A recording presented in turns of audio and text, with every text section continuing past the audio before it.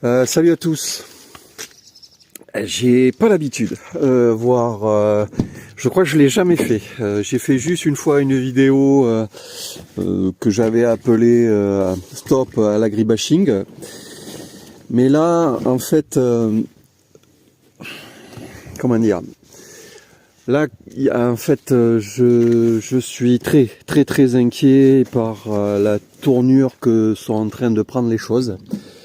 Ceux qui me connaissent, vous le savez, je suis paysan. Je produis, voilà, une de mes caractéristiques, c'est que je fais des bonsaïs, mais j'ai aussi un troupeau de vaches limousines. Et là, je viens en soutien complet pour ces agriculteurs qui se font abattre tous leurs troupeaux, mais tous leurs troupeaux. Ouais. Tuer un troupeau de vaches, c'est tuer des années, des décennies de génétique. C'est un truc qui se rembourse pas avec un dédommagement ou une compensation financière. C'est je vais le dire carrément, c'est un drame dans une exploitation, surtout chez des éleveurs qui ont un lien vraiment très particulier avec leurs animaux. C'est comme si demain, écoutez, on découvrait une maladie chez les chiens et les chats. Voilà, vous avez tous vos petits animaux de compagnie et que on se rend compte qu'il y a une maladie et que tous les animaux sur un rayon de 2, 3, 4 km, tous seront éradiqués, tués. Voilà. Sans plus d'explication que ça, parce que on a trouvé une trace de maladie sur un animal. Donc tous les animaux qui sont dans la même maison sont flingués, et puis sur un rayon de 2-3 km, on flingue tout, et puis on est en observation sur un rayon un peu plus grand.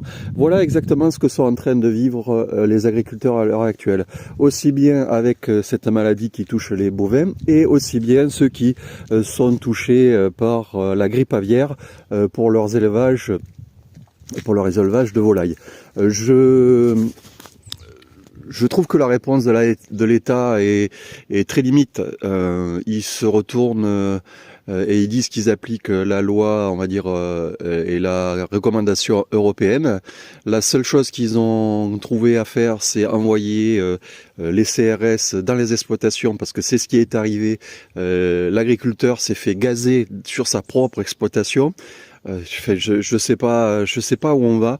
En fait, l'État est en train de jouer avec des cordes qui sont déjà très sensibles, et je pense qu'arrivé un moment, la corde, à force de se tendre, va péter, et que en fait tous nos messages on va dire de ceux qui sont un peu plus modérés ne vont plus être audibles, et que en fait ça va être la loi du plus désespéré qui va parler, et j'ai peur qu'on soit presque arrivé à ça. Donc s'il vous plaît, essayez de comprendre ce que les agriculteurs sont en train de vivre. N'oubliez pas que ce que vous avez dans votre assiette, c'est un agriculteur qui l'a fait. Si vous voulez que ça soit encore un agriculteur français qui l'ait fait, pensez à vos agriculteurs français quand vous faites vos achats. Surtout qu'on arrive en fin d'année, et au lieu d'acheter un foie gras bulgare, essayez plutôt d'acheter un foie gras, tant qu'à faire, du sud-ouest. Et essayez de soutenir vos agriculteurs comme ça.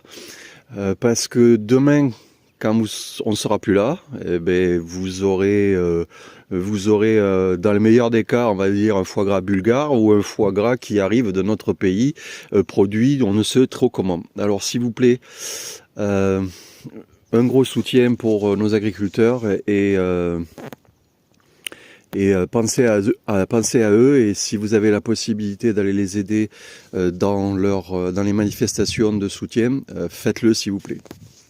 Ciao, ciao.